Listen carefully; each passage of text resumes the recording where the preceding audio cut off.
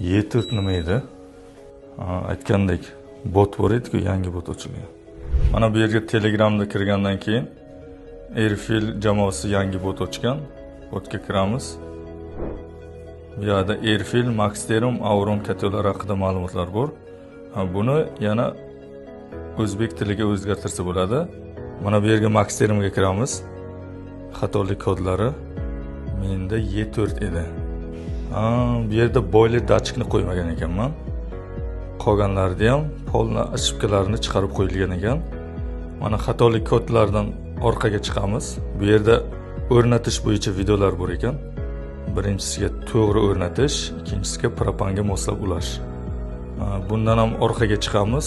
Bu yerda Airfil haqida ham xuddi shunaqa ma'lumotlar bor. Eng pastiga qarasak, servis markazlari. Servis xizmati butun viloyat bo'yicha bor. Bu yerda Samarqandni bosamiz. Bu yerda Samarqand servisini telefon nomerlari, lokatsiyasiga kiramiz.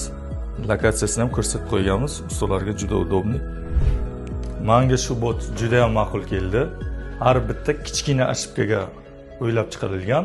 Hamma ustaga maslahat beraman, foydalaninglar.